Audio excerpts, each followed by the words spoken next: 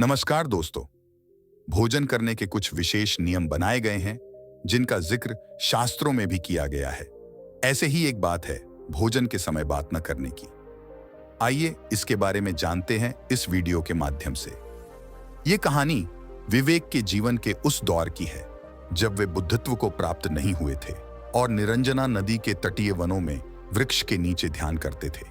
विवेक प्रतिदिन ध्यान करने के बाद पास के किसी गांवों में चले जाते और भिक्षा मांगकर लौट आते। कुछ दिनों बाद उन्होंने भिक्षाटन पर भी जाना बंद कर दिया क्योंकि एक गांव के प्रधान की छोटी बेटी वर्षा उनके लिए नित्य भोजन लाने लगी थी।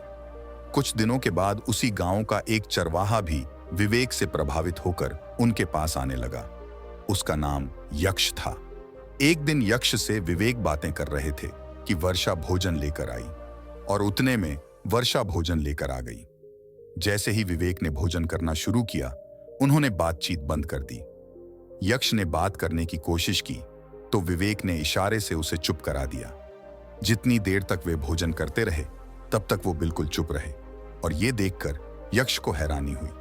उसने विवेक से भोजन करने के उपरांत पूछा, गुरुदेव, आप मेरे आने के बाद निरंतर वार्तालाप करते रहे किंतु भोजन के दौरान एक शब्द भी नहीं बोले। मैं तो भोजन करते करते भी बातें कर लेता हूं, आपने तो मुझे भी इशारे से चुप करा दिया। इसका क्या कारण है? विवेक बोले, भोजन का निर्माण बड़ी कठिनाई से होता है। किसान पहले खेत में बीज लगता है, फिर पौधों की रखवाली करता है और तब कहीं जाकर पैदा होता है। फिर घर की महिलाएं बड़े जतन से उसे खाने योग्य बनाती हैं। इतनी कठिनाई से तैयार भोजन का पूरा आनंद तभी संभव है जब हम पूर्णतः मौन हों। यदि हम भोजन को पूर्ण शांति से मौन रहकर अच्छी तरह से चबा चबा कर खाएंगे तो यह आसानी से पचेगा, जिससे पेट कभी खराब नहीं होगा। मौन रहकर भोजन करने से भोजन का श्वास नली में जाने का खतरा भी नहीं रहता। अतः भोजन के दौरान मैं मौन रहकर उसका पूरा आनंद लेता हूँ। वस्तुतः शांति से किया गया भोजन न केवल शारीरिक भूख तृप्त करता है बल्कि मानसिक आनंद और सात्विक ऊर्जा भी देता है। लेकिन हिंदू धर्म शास्त्रों में कई ऐसे नियमों का जिक्र किया गया है जिनका पालन जरूरी माना जाता है। ऐसे ही भोजन के भी कुछ विशेष नियम बताए गए हैं और उनका पालन करने से सुख समृद्धि बनी रहती है। यदि आप खाना खाते समय बात करते हैं तो आपका गला एक ही समय में दो काम करने की कोशिश करता है।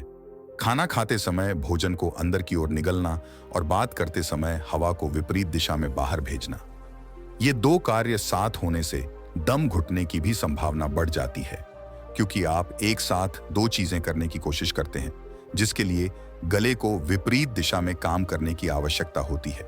इसकी वजह से आपका दम घुटने की संभावना बढ़ जाती है जिससे मृत्यु का भय भी हो सकता है। ऐसे में कई ज्योतिष और वैज्ञानिक कारणों से भोजन करते समय बात न करने की सलाह दी जाती है। अगर आपको यह स्टोरी अच्छी लगी हो तो इसको शेयर और लाइक जरूर करें। इसी तरह की कहानियां सुनने के लिए चैनल को सब्सक्राइब जरूर कर लें।